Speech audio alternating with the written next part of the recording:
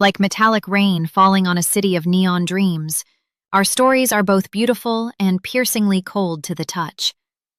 Experience the raw intensity of urban drama through a unique and cinematic lens of high-tech art. Click subscribe now and feel every drop of the narrative. My hands were perfectly steady when I signed the venue contract.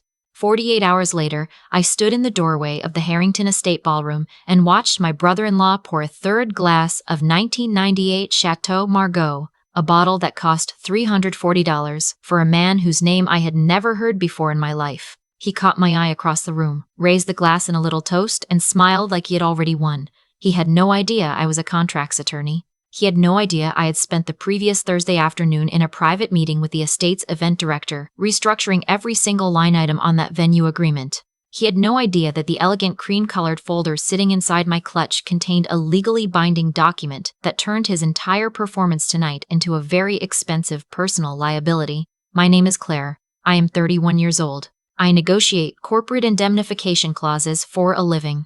When a Fortune 500 client calls me at midnight because a supplier breached a $40 million distribution deal, I fix it before the markets open.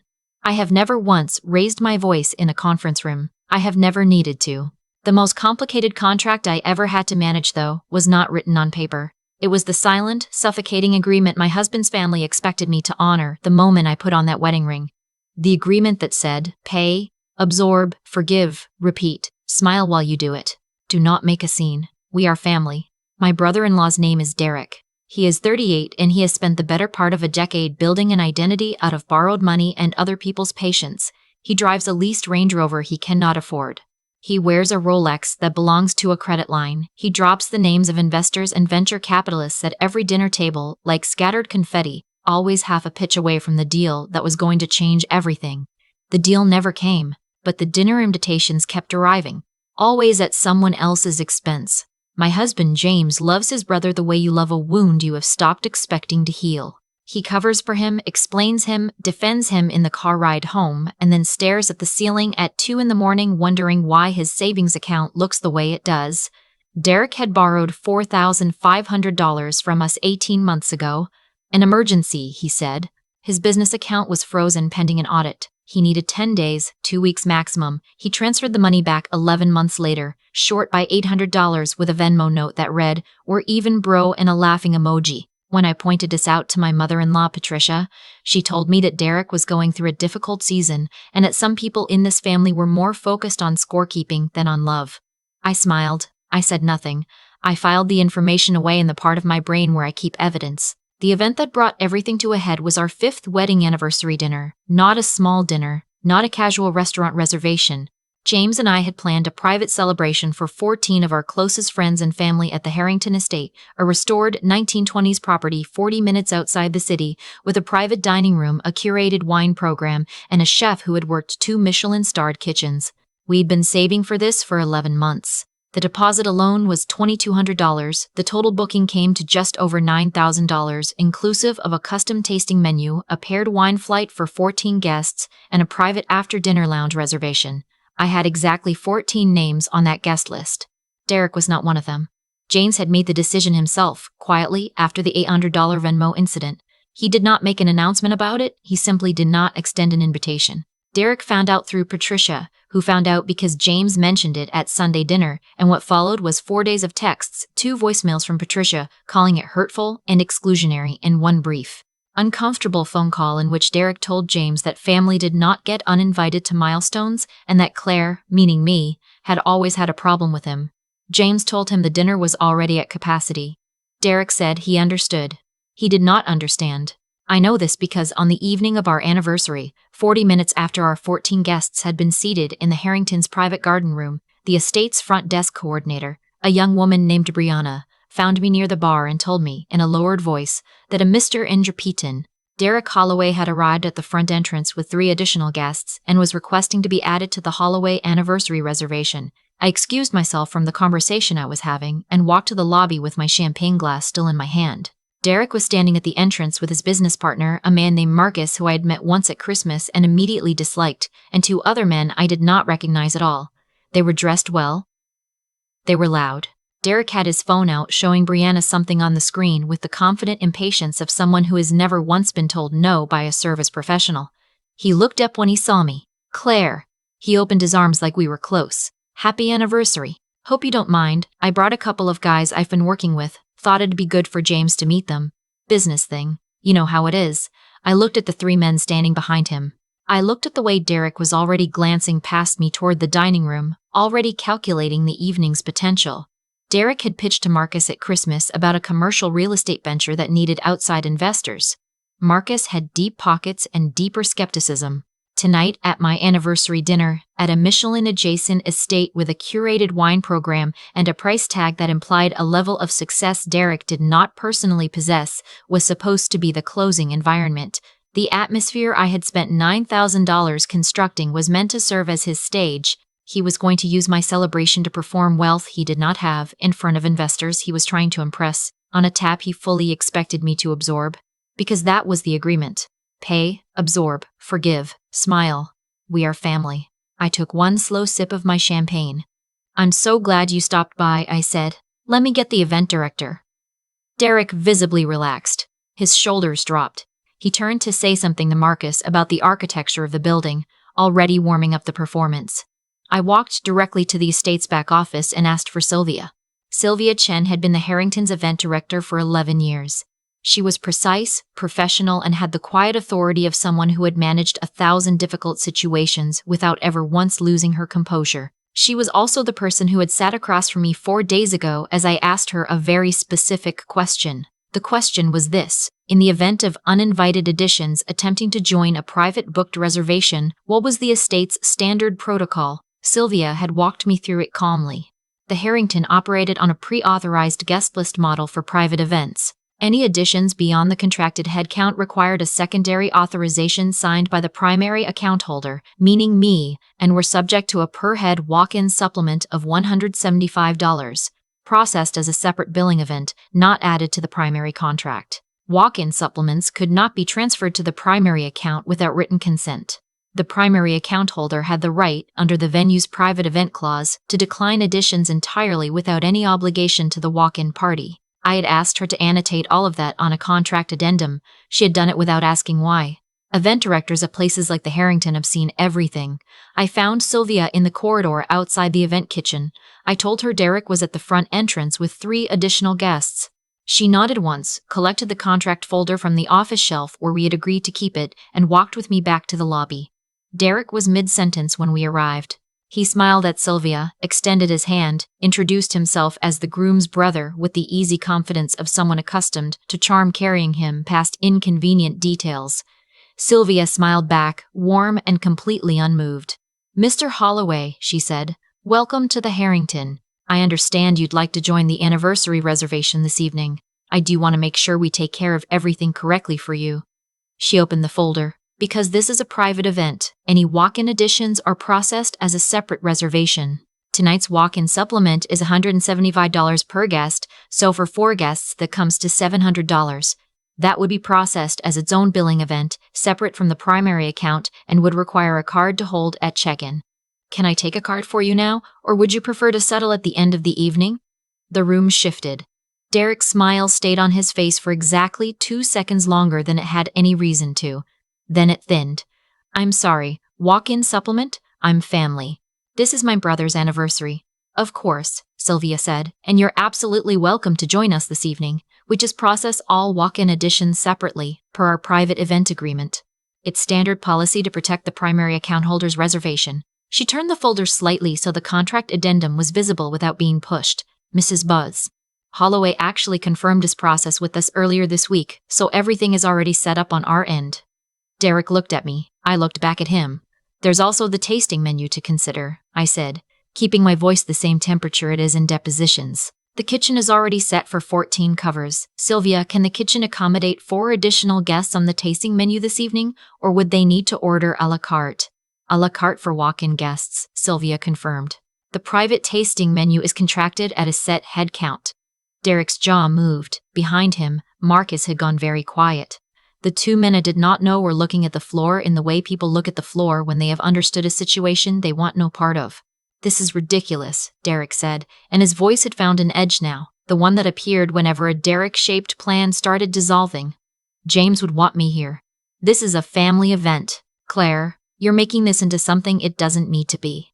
"I'm not making it into anything," I said. "Sylvia explained the policy. If you'd like to join us, I think $700 for 4 guests is quite reasonable for an evening at the Harrington. The wine list alone is worth the supplement." I took another sip of champagne. "I'm happy to go back to our guests while you sort out the card." I turned and walked back toward the garden room. I did not look back. I know what happened at the front desk because Brianna told me later in the quiet way that venue staff communicate when they have witnessed something worth noting. Derek stood at the lobby desk for 6 minutes. He put a card down. It was declined. He said the word unbelievable twice, audibly. He tried a second card. Sylvia processed it. It cleared, but only just, she implied, given the way he snatched the receipt without looking at it.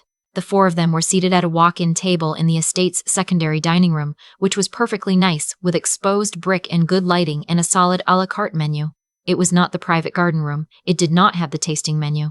It did not have the curated wine flight, or the custom dessert service, or the table of people Derek had been planning to impress. Marcus left after the appetizer course.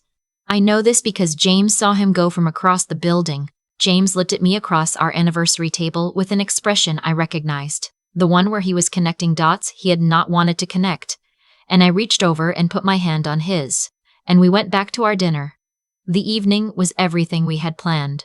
The first course arrived with a burgundy that made the woman seated next to me close her eyes for a moment. Our friends laughed at the right moments and listened at the right moments, and somebody made a toast that was so genuine it made James's mother cry in a good way, which is a sentence I did not expect to write about Patricia, but there it was. By the time the kitchen sent out the anniversary dessert, a small chocolate construction with our initials pressed into the sugar, I had almost forgotten Derek was in the building. Almost. At 9:45, I stepped out to the lobby to retrieve a wrap I had left with coat check. Derek was standing near the entrance. He was alone. Marcus and the other 2 men were gone. His tie was loosened. He had the look of someone who had spent the last 2 hours marinating in something he had not expected to feel. He saw me before I could decide not to have this conversation. "You planned this," he said. "It wasn't a question. I planned our anniversary dinner, yes. You talked to the venue ahead of time. You set this up." I retrieved my wrap from the coat check. I turned around.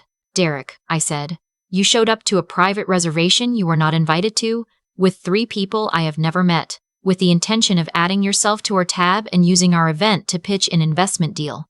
What exactly did you think was going to happen?" His mouth opened. "I've been paying for things in this family for a long time," I said. "The $800 you still owe us? The birthday dinners that became group dinners that somehow always ended with me handing over a card? The Christmas gift for your mother that James paid for but that came with your name on it?" I kept my voice level. I was not angry. Anger is a closing argument. I was still in opening statements. "I didn't do anything to you tonight. I simply stopped paying for things that were not mine to pay for." Derek said nothing. "I hope the a la carte menu was good," I said. "The duck is excellent here." I went back to my table. The fallout came in waves, the way it always does when a system that has been running on one person's silence suddenly loses its power supply. Patricia called James the following morning with the measured devastation of a woman who has spent decades being the emotional manager of everyone in her orbit. Derek had called her after leaving the estate. He had told her that Claire had deliberately humiliated him in front of professional contacts, that she had weaponized the venue staff, that this was evidence of a long-standing campaign to isolate him from his own brother. James listened to the entire call. Then he said, "Mom, she had every right to protect our reservation." There was a silence on the phone that James described to me later as very long. Patricia said that she hoped we understood what we were doing to this family. James said he loved her and that he had to get to work. He hung up and came into the kitchen and poured himself a cup of coffee and stood there for a minute, and I let the minute exist without filling it because some understandings need space to settle. 2 days later, I received a text from Derek. It was long. It had the grammatical texture of something written and deleted and rewritten several times. It said that he understood I had financial concerns, but that the way I had chosen to handle it was cold and calculating and that I had embarrassed him in a way he was not going to forget. It said that Marcus had been a significant opportunity and that the evening had cost him more than the $700. It said, near the end, that he hoped I was proud of myself. I read the text once. I set my phone face down on the desk and finished the contract brief I was working on. Here's what I did not text back: that Marcus had already followed up with James directly, not to invest in Derek's deal, but to ask if James knew any solid corporate attorneys, because his firm was expanding and the person he'd been working with had some questions about judgment. I gave James my rate sheet. James forwarded it. That conversation is ongoing. Here's what else I did not text back: that Derek's business partner called Patricia 3 weeks later to discuss a separate financial matter. That Patricia, for the first time in the 7 years I have known her, called me instead of James. That we had a 40-minute conversation that was the most honest one we have ever had, and at the end of it she said, quietly, that she supposed she had been enabling things she should have addressed a long time ago. I did not say I told you so. I have never needed to. The Harringtons sent us a card 2 weeks after the event. Sylvia had enclosed a small note saying it had been a pleasure and that the estate hoped to host us again. On the back, in smaller handwriting, she had written, "The duck entree has an excellent mention in this month's City magazine. We thought you might enjoy knowing.